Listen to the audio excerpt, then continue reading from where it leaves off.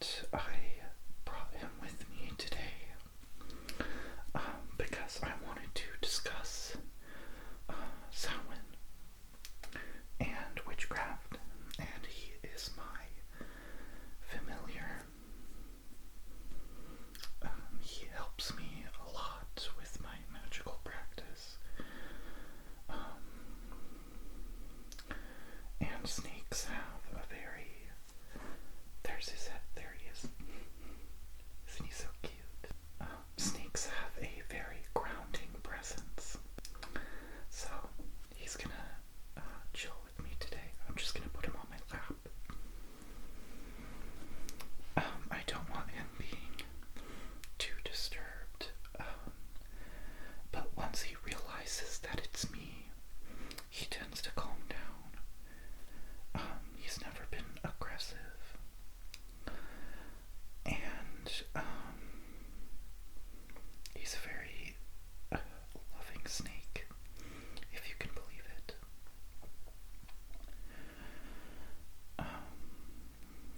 You've seen the first video when I got Suzuki when he was a hatchling, and he is significantly larger now.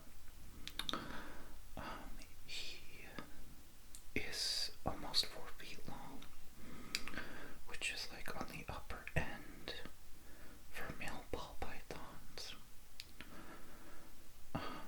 Ball pythons have a spiritual history. They are from West Africa, so we're talking places like Nigeria, Ghana, Benin, and they actually have a temple dedicated to them in Benin, or yeah, I think that's how you say it, which is a Vodun temple. Vodun is the West African religion that originated voodoo, and they are associated with the Loa. I forgot what the name of that particular deity is, but they are associated with the ball python. Here he is. See, he usually comes out. He usually comes out when he realizes that it's me handling him. Suzuki's name also has spiritual significance.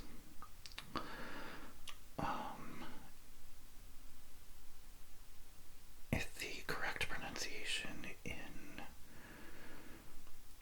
Sanskrit is Vasuki, and Vasuki is a snake that Shiva wears around his neck.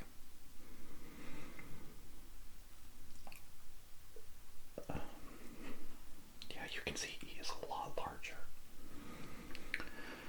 than when he was a hatchling. So, I have 4 other snakes of different species that I can show you as well in another video if you would be interested in that. But Suzuki is my largest. So, with Halloween coming up, I wanted to talk about Samhain. Samhain is the original Celtic holiday that we derive Halloween from. In modern witchcraft,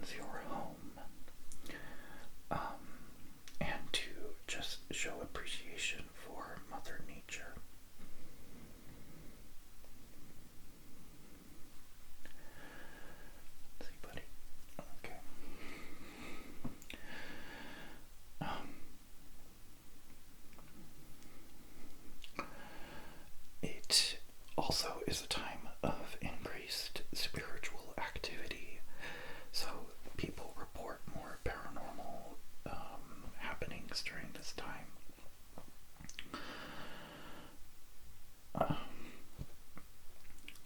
So ghost activity, cryptid sightings, things like that tend to increase around Halloween.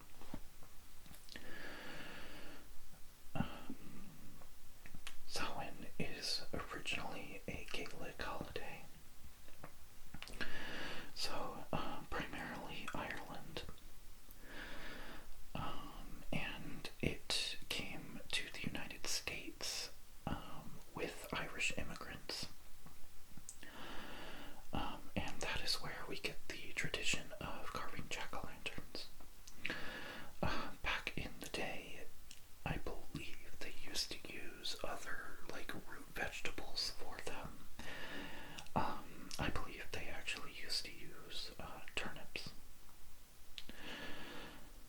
I don't know if you can see it, but while he's in the sun, his scales, or his black scales, are like this iridescent color. He's a very beautiful snake.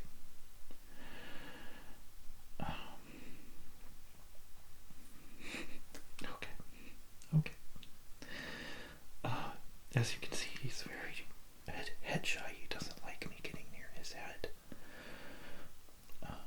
Anyways.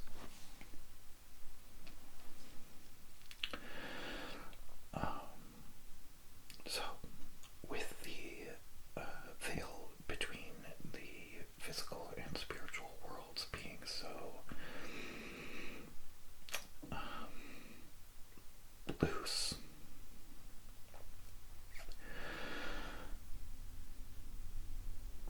okay, can we try not to break my finger, please? And now he's in my earbuds. Okay. There we go. With the veil between the spiritual and the physical worlds being so loose, it is believed that you can more easily contact your deceased relatives. Okay, but okay, let's not do that.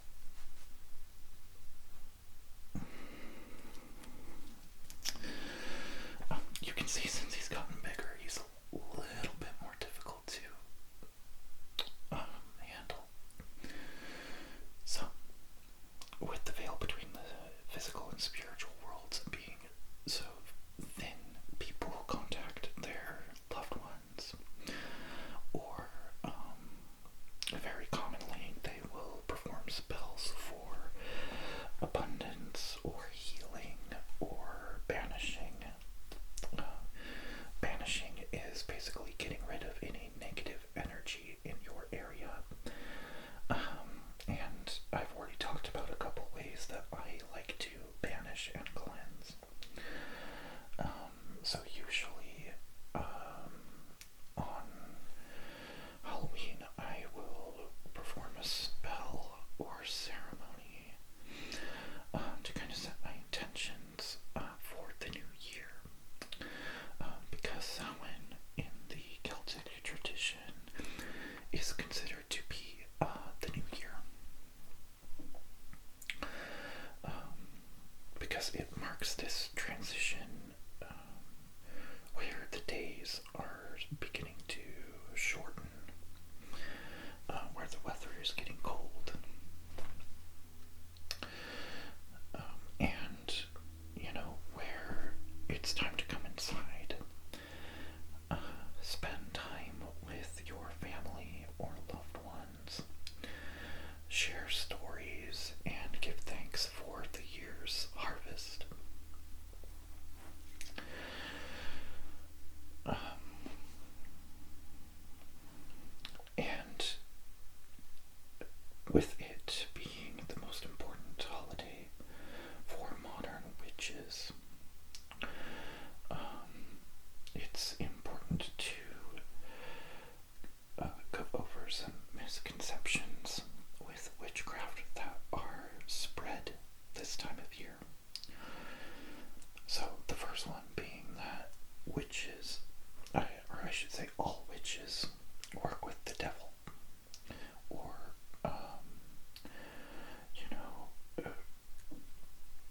worship Satan.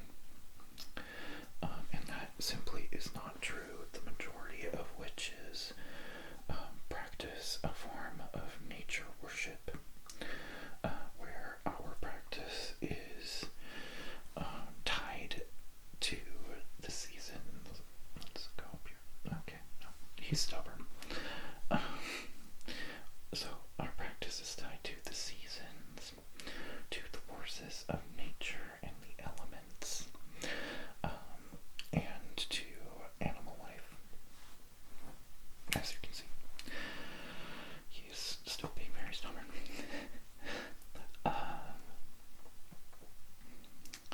So, witches do not worship Satan, or I should say, the majority of witches don't. There are some that do work with Satan or Lucifer, but that is generally not standard, because that is a Christian, or I guess I should say Abrahamic tradition, and the majority of witchcraft is influenced by pre-Christian European traditions.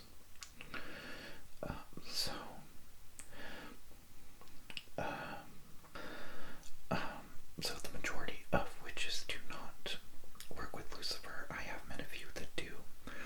Personally, I don't, and I know the majority of witches don't. Some witches, like myself, will have deities that they work with, but usually they tend to be pagan deities, or deities from pre-Christian Europe.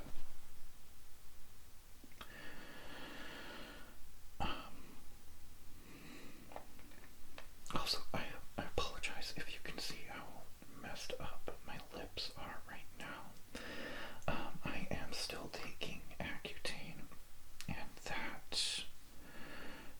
that medication really dries you out. I've been applying I've been applying lip balm all day, and this is just how it is until I am finished with my course. So, another misconception is that witches engage in human sacrifice. And that's simply not true. If it were, there would be hundreds of thousands of people in the United States alone being arrested for murder. So, no, witches do not sacrifice people. Modern witchcraft is centered around balance with nature and the universe. And a lot of witches find violence of any kind to be abhorrent. So, no, we don't sacrifice people. Another misconception is that all of us practice dark magic. I don't personally like the term dark magic. I prefer painful magic. And a lot of us don't, especially those of the Wiccan persuasion. However, I do practice some forms of painful magic, but only in cases where the target is deserving. Like, someone does something heinous to someone I know, or to one of my friends. I will perform a hex.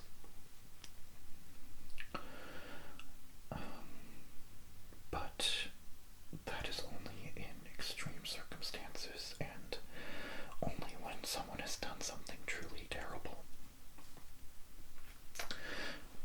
Sorry, buddy. I accidentally touched his head again.